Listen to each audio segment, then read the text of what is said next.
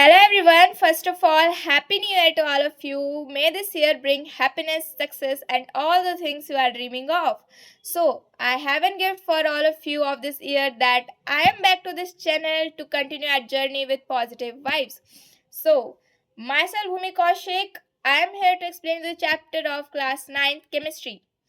Okay, so are you ready to shine like the sun every single day of this 2026? Are you ready? Please comment down in the comment section. So let us start our first chapter of chemistry, that is matter in our surroundings. The wonderful chapter. Let us start with a positive beginning. Are you ready? Please comment down. So this is our chemistry's first chapter, that is matter in our surroundings. इस chapter का नाम देखते ही हमारे mind में जो सबसे पहला question आता है वो आता है व्हाट इज मैटर। तो matter is anything that have mass and occupy space. Matter क्या है, मतलब कोई ऐसी चीज, ऐसा पदार्थ। मैटर को हिंदी में ट्रांसलेट करें तो बोलेंगे पदार्थ।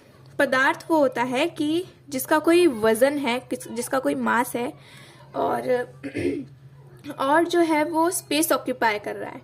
जस्ट फॉर एग्जाम्पल, आप इस पेन को लेके देखिए। ये पेन एक मैटर है। क्यों? क्योंकि इसका मास है, और साथ के साथ ये एक स्पेस भी ऑक्यूपाई कर रही है। ये पेन एक स्पेस भी ऑक्यूपाई कर रहा है, उसका मास भी है, तो ये एक मैटर है, ये पदार्थ है। और साथ के साथ ये बाइंडर क्लिप और ये वाली बाइंडर क्लिप, ये दोनों ही मैटर है, चाहे छोटी हो चाहे बड़ी हो। Size don't matter. साइज का इधर कोई लेना देना नहीं है, बस ये देखना है कि इसका वजन होना चाहिए और वो कोई स्पेस ऑक्यूपाई करनी होनी चाहिए। अगर आप इसी चीज को मैथमेटिकल फॉर्मूले से लिखेंगे तो फिर आप इसको ऐसे लिख सकते हैं that matter is equal to mass plus volume. अगली चीज जो हमारी इसमें आती है, सबसे पहले तो ये हम पढ़ रहे हैं वो केमिस्ट्री है, और केमिस्ट्री में एक्सेप्शन होते हैं, तो ऑब्वियस सी बात है कि इसमें भी एक्सेप्शन होंगे। तो मैटर का क्या एक्सेप्शन होता है? मैटर का ये एक्सेप्शन है कि सेंस और स्मेल हम मैटर में काउंट नहीं करते। आप ये समझ ही गए होंगे कि जैसे मैंने आपको बताया कि मैटर वो होता है जो मास ऑक्यूपाई, जिसका कोई मास होता है और जो स्पेस ऑक्यूपाई करता है। बट अगर आप खुश हैं तो क्या वो आपके सराउंडिंग्स में, क्या वो आपकी जॉय, आपकी हैप्पीनेस कोई वेट, कोई मास कैरी कर रही है? नहीं। क्या वो कोई जगह ऑक्यूपाई कर रही है? नहीं। तो वो मैटर नहीं हो सकती। ऐसे ही कोल्ड, आपको ठंड लग रही है, थॉट, आपके दिमाग में कोई थॉट आया, कोई विचार आया, वो मैटर में हम काउंट नहीं करेंगे। अब दूसरी चीज जो हमारी एनसीईआरटी में है वो है 5 तत्वों के बारे में। 5 तत्व। हमारे जो अर्ली इंडियन फिलोसोफर थे उन्होंने ये बताया था कि जो हमारा मैटर है वो इन 5 तत्वों से बना है, जो है air, earth, fire, sky and water. Air, earth, fire, sky and water. And ancient Greek philosophers also classified matter in similar manner. मतलब कि जो हमारे इंडियन फिलोसोफर और ग्रीक फिलोसोफर थे, दोनों ने मिलके यही बताया था कि हमारे 5 तत्वों से मिलकर ही मैटर बना होता है। अब अगला टॉपिक हमारा आता है नेचर ऑफ मैटर। तो नेचर ऑफ मैटर हमारा 2 टाइप्स का होता है। एक होता है फिजिकल नेचर और एक होता है केमिकल नेचर। जो हमारा केमिकल नेचर है उसकी बात हम अपने अगले चैप्टर में, is matter around us pure वाले चैप्टर में करेंगे। इस चैप्टर में हम सिर्फ अभी फिजिकल नेचर की बात करेंगे। तो बेसिकली हमारे फिजिकल नेचर ऑफ मैटर में 2 चीजें आती हैं, एक होता है कॉन्टिन्यूस नेचर और एक होता है particulate nature. Continuous nature basically हमारा वो होता है, मतलब जब हम कोई छोटे छोटे चीज़ों के ग्रुप बना के हम कोई एक मैटर बना दे, कोई चीज़ बना दे, मैटर बना दे, वो जो फाइनली जो हमारा मैटर बन के रेडी होएगा वो होएगा हमारा कॉन्टिन्यूस नेचर ऑफ मैटर। इसका एग्जाम्पल आप ले सकते हैं sheet of glass, sorry, it's sheet of glass. और आप इसके एग्जाम्पल में वुड भी लिख सकते हैं, और पार्टिकुलेट नेचर के एग्जाम्पल में आप सैंड का एग्जाम्पल ले सकते हैं। मतलब कि पार्टिकुलेट जो पार्टिकल्स नेचर हो, जिसका जो नेचर है वो बहुत छोटा है, मतलब कि उसके साइज जो है बहुत छोटा है, पार्टिकल्स की कैरेक्टरिस्टिक हम हमें आगे चल के डिस्कस करेंगे, उससे आपको पार्टिकुलर नेचर समझ में आ जाएगा। कॉन्टिन्यूस नेचर बेसिकली वही जो पार्टिकल्स से बनके कोई होल मैटर बना हो, जैसे शीट ऑफ ग्लास ग्लास के पार्टिकल से बना है, वुड के पार्टिकल से बना है। आई होप आपको समझ में आ रहा है। अब हम अपने अगले टॉपिक पे चलते हैं, लेकिन उससे पहले एक चीज याद रखना कि matter is made up of particles only. Matter जो है वो हमारा पार्टिकल्स का ही बना होता है, और उन पार्टिकल्स को हम क्या कहते हैं ये हम अपने 3rd चैप्टर में पढ़ेंगे, that is atoms and molecules. हमारा अगला टॉपिक जो है वो है कैरेक्टरिस्टिक्स ऑफ मैटर, जिसमें हमारे 2 पॉइंट्स हैं एनसीईआरटी में, जिसमें फर्स्ट है हमारा matter is made up of particles, जो कि मैंने अभी आपको बताया और यहाँ पे मैंने पहले ही ये लाइन लिख दी है। और दूसरा पॉइंट है कि particles of matter are very small, मतलब जो हमारा मैटर है वो पार्टिकल्स से बना है और पार्टिकल्स का साइज बहुत छोटा है। इन दोनों को प्रूव करने के लिए एक एक्टिविटी दी गई है हमारी एनसीईआरटी बुक में, जो कि फर्स्ट जो कैरेक्टरिस्टिक है उसकी एक्टिविटी जो एनसीईआरटी बुक में दी है वो है अबाउट सॉल्ट सॉल्यूशन। मतलब कि आपने ना एक बीकर लिया, उसमें आपने 50 ml का वाटर डाला, फिर उसमें आपने थोड़ा सा सॉल्ट ऐड कर दिया। सॉल्ट ऐड करने के बाद आपने उसे स्टर करा, मतलब मिक्स करा, तो आपने क्या देखा कि जो उसके सॉल्ट के पार्टिकल्स है ना वो आपको विजिबल है। ठीक है, सॉल्ट के पार्टिकल्स इतने होते हैं कि आपको विजिबल थोड़े थोड़े विजिबल हो जाते हैं। अगर आप उसको माइक्रोस्कोप से देखो तो आपको विजिबल हो जाते हैं, नहीं तो वैसे भी दिख जाएंगे बहुत हल्के हल्के। और दूसरी चीज जो आपने नोटिस करी, सबसे इंपॉर्टेंट जो है वो आप नोटिस करोगे कि वॉल्यूम चेंज नहीं हुआ। जो वॉल्यूम है वो जितना आपने लिया था उतना ही रहा, मतलब आपने 50 ml लिया था वो 50 ml रहा, मतलब उसका वॉल्यूम चेंज नहीं हुआ। यही बेसिक डिफरेंस था, और ये क्यों चेंज नहीं हुआ इसकी बात हम अपने अगले टॉपिक पे करेंगे। इसमें आपको सिर्फ इतना समझना है कि वो पार्टिकल से बना होता है, मैटर जो है हमारा पार्टिकल से बना होता है। जो दूसरा है वो हमें ये हमारी एनसीईआरटी बुक में जो दिया है वो KMnO4 पोटेशियम पर मैग्नेट के एक्टिविटी से हमें बताया गया है। मैं आपको एनसीईआरटी बुक में दिखा देती हूँ। ये हमारा सॉल्ट सॉल्यूशन की एक्टिविटी है। मैंने आपको जैसा बताया, आपने स्टर करा तो फिर आपको पार्टिकल्स बहुत हल्के हल्के विजिबल होंगे, या फिर ना भी हों, बहुत हल्के हल्के हों। और दूसरी चीज़, इनका वॉल्यूम चेंज नहीं होगा। ये क्यों नहीं होगा ये मैं आपको अगले टॉपिक में बताऊंगी। जो अगली कैरेक्टरिस्टिक जो है हमारी, उसमें ये वाली एक्टिविटी से हमें बताया गया है कि आपने 5 बीकर्स लिए, जिनमें से आपने सारे बीकर में पहले तो साफ पानी लिया। सारे बीकर में एकदम क्लियर प्योर तो नहीं बोल सकते, बट क्लियर पानी था। और पहले बीकर में आपने 100 ml वाटर लिया। दूसरे बीकर में जो आपने पानी लिया था ना, उसमें आपने थोड़ा सा KMnO4 मतलब पोटेशियम पर मैग्नेट डाल दिया, जिसकी वजह से जो है ना आपके पानी का कलर चेंज हो गया। वो जो उसका कलर होता है उससे वो अपने पिंक कलर में चला गया पोटेशियम पर मैग्नेट की वजह से। तो फिर आपने क्या किया, इस सॉल्यूशन में से आपने 10 ml टेस्ट ट्यूब में लेके दूसरे बीकर में जो आपका प्योर क्लीन वाटर था उसमें आपने वो 10 ml वाटर उस बीकर में डाल दिया, जिसने आपने क्या देखा कि उसका कलर डाइल्यूट हो गया, बट खत्म नहीं हुआ। फिर आपने फिर से ऐसा किया, फिर से ऐसा किया, मतलब आप ऐसे करते चले गए, लेकिन आपने क्या देखा कि जो उसका कलर है ना वो डाइल्यूट होता जा रहा है। ऐसा क्यों हो रहा है? क्योंकि जो पार्टिकल्स है ना वो इतने छोटे हैं कि वो अपने आप को डिवाइड करते चले जाते हैं। आप जैसे ही वो 10 ml दूसरे बीकर में डालते हो वो अपने आप को डिवाइड कर लेते हैं, मतलब वो अपने आप को डिवाइड करते चले जा रहे हैं, जिसकी वजह से वो कलर जो है वो डाइल्यूट हो रहा है, बट पूरी तरह से फिनिश नहीं हो रहा है। बट आप उसको अगर बहुत बार करोगे तो शायद हो भी जाए, बट पूरी तरह से वो फिर भी साफ नहीं होएगा, बहुत डाइल्यूट कलर रहेगा। रीजन बस यही है कि वो अपने आप को डिवाइड कर रहे हैं। Characteristics of particles of matter, ये है हमारा अगला टॉपिक, जिसमें से पहली कैरेक्टरिस्टिक है कि पार्टिकल्स का साइज जो है वेरी स्मॉल है। Particles size is very small. ये हमने पहले ही प्रूफ कर लिया था एक्टिविटी से, सेकेंड कैरेक्टरिस्टिक ऑफ मैटर में। तो हम अगले कैरेक्टरिस्टिक पे चलते हैं, that is particles have space between them. मैंने आपको जैसा कि बोला था इस वाले पॉइंट में कि इसका वॉल्यूम, सॉल्ट सॉल्यूशन का वॉल्यूम चेंज क्यों नहीं हुआ, मैं आपको अगले टॉपिक में बताऊंगी। तो यही है इसका आंसर। क्योंकि देखिए, मान लीजिए कि आपके पास ये बीकर था, आपने इसमें 50 ml वाटर लिया था। सपोज ये 50 ml वाटर है, और ये जो मैं डॉट्स लगा रही हूँ ये सपोज कर लीजिए कि वाटर मॉलिक्यूल्स हैं, H2O मॉलिक्यूल्स हैं।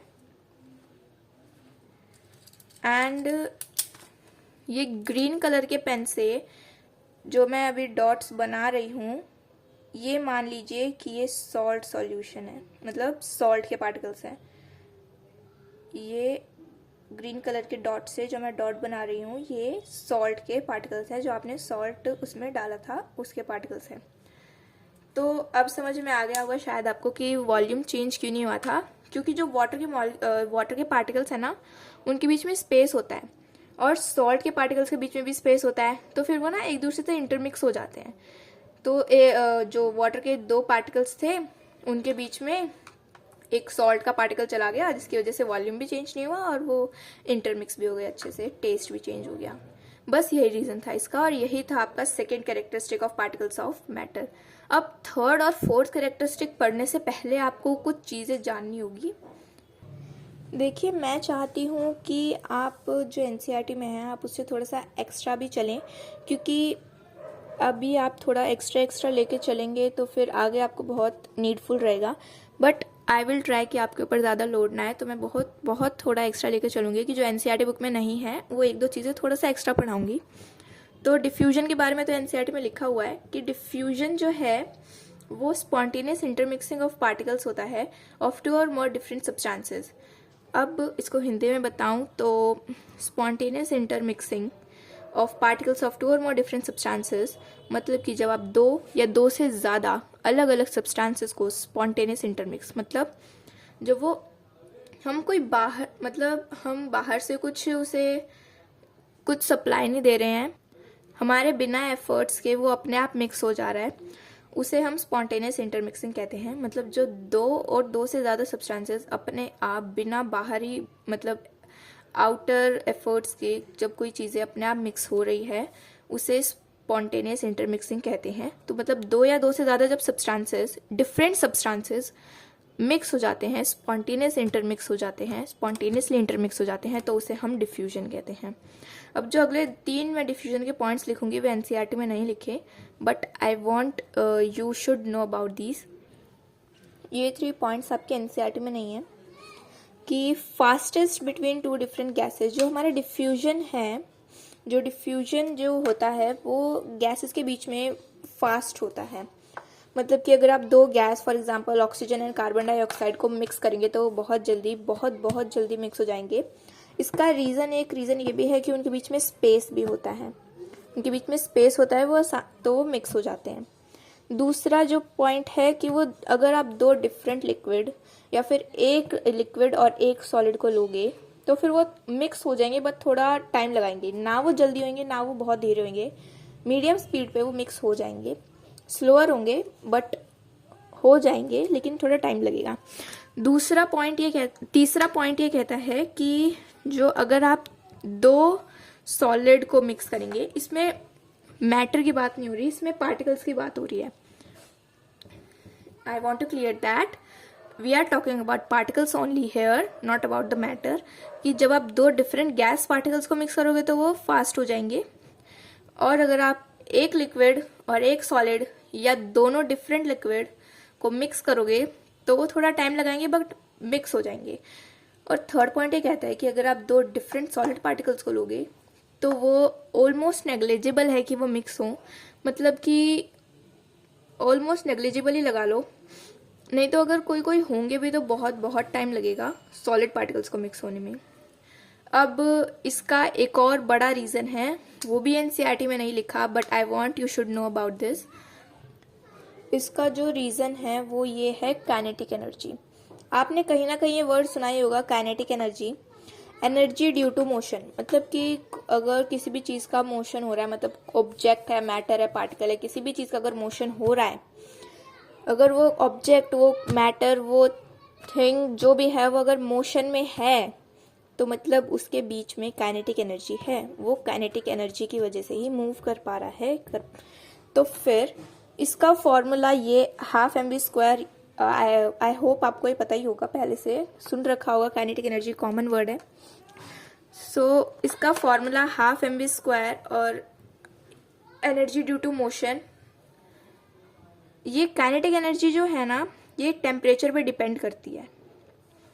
मतलब अगर आपका ज़्यादा टेम्परेचर, अगर आपके ऑब्जेक्ट का या मतलब किसी भी ऑब्जेक्ट का, किसी भी वाटर का, किसी भी चीज़ का अगर टेम्परेचर ज़्यादा है तो फिर काइनेटिक एनर्जी ज़्यादा होगी। टेम्परेचर कम है तो काइनेटिक एनर्जी कम होगी। इसकी एक एक्टिविटी, मतलब आपको एक एग्जांपल के साथ समझाती हूँ। मान लो आपने 2 बीकर लिए, मैं इधर आपको लिख के बता देती हूँ, अच्छे से समझ में आ जाएगा। मान लो आपने ये 2 बीकर लिए, आपने ये 2 बीकर लिए, ये बीकर ए, ये beaker B, beaker A and beaker B. इन दोनों बीकर में आपने पानी डाला 100 ml, सपोज आपने 100 ml दोनों बीकर में पानी डाला।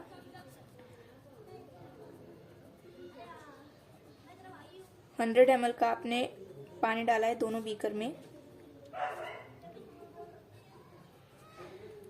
और इन दोनों बीकर में ही आपने KMnO4 भी डाला है।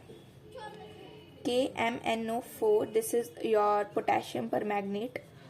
इसकी एक और एक्टिविटी हम पहले भी कर चुके हैं। आपने 2 बीकर लिए, beaker A, beaker B, 100 ml दोनों में पानी डाला और दोनों में KMnO4 डाला। बट डिफरेंस इतना था कि ये बीकर जो था इसमें आपका हॉट वाटर था, बीकर ए में आपने हॉट वाटर डाला था, बीकर ए में आपने हॉट वाटर डाला था, और वहीं बीकर बी में आपने कोल्ड वाटर डाला था। आपने एक बीकर में कोल्ड वाटर एक बीकर में हॉट वाटर डाला और दूसरे बीकर में कोल्ड वाटर डाला।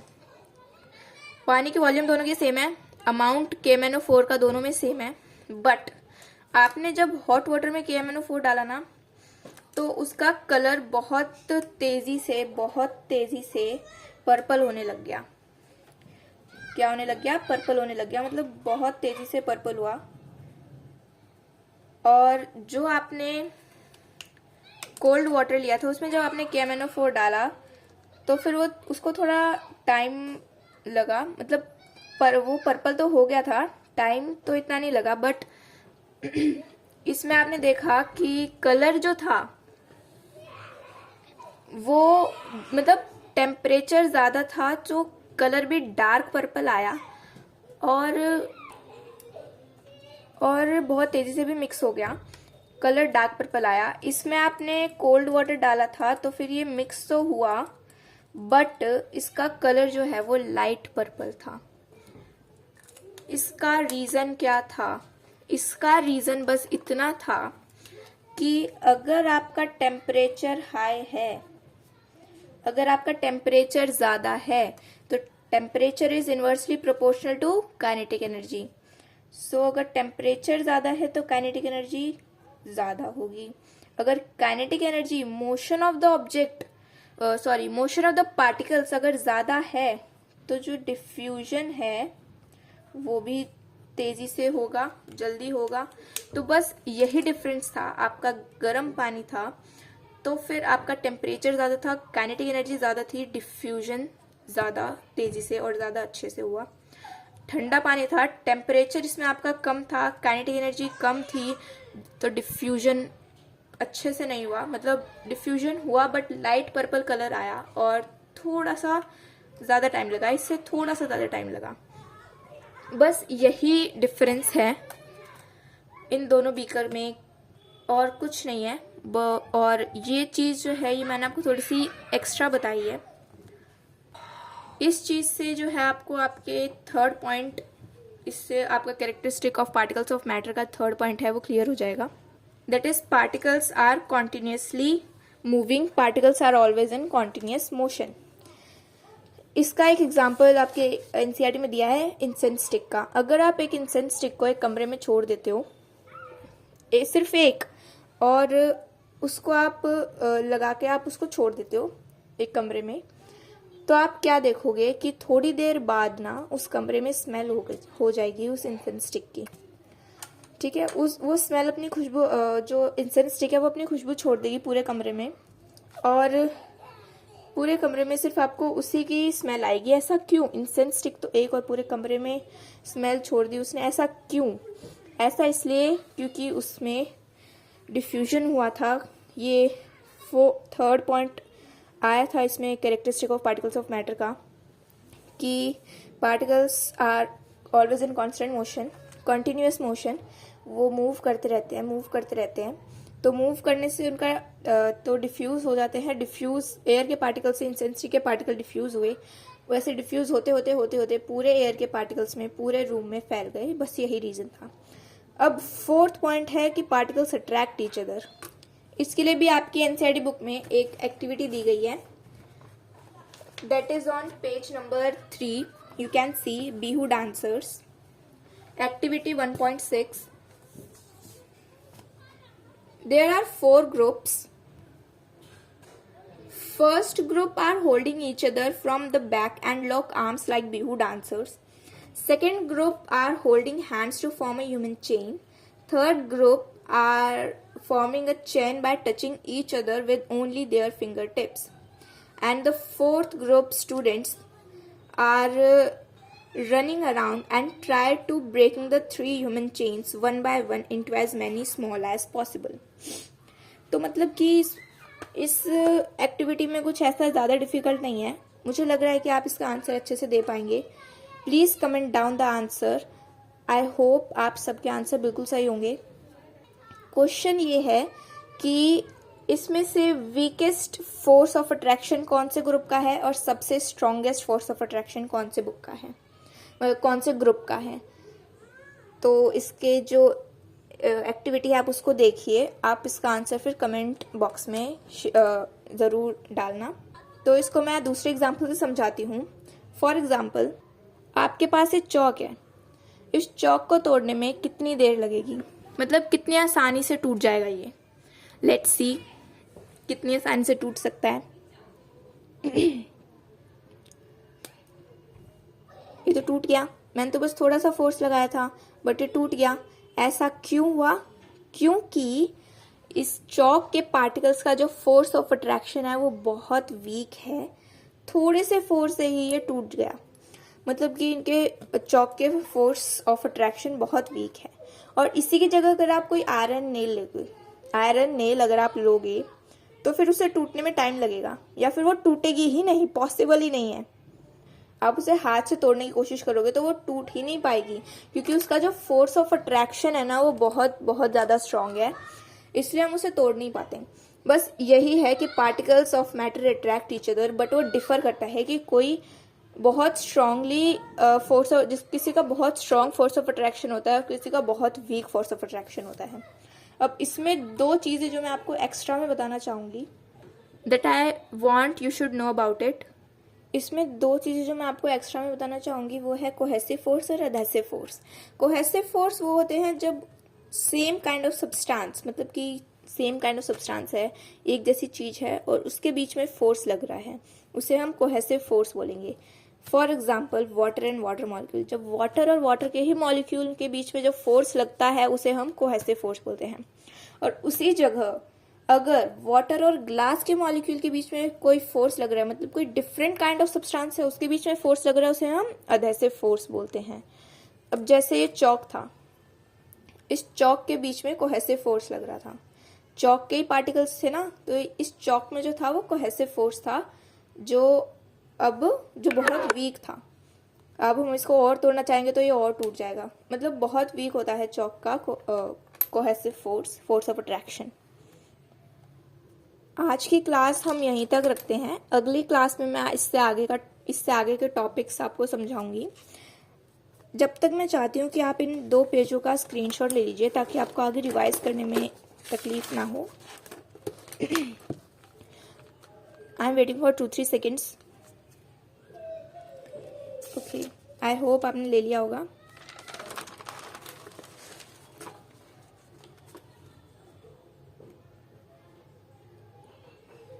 ओके, आई होप आपने दोनों पेजों का स्क्रीनशॉट ले लिया होगा।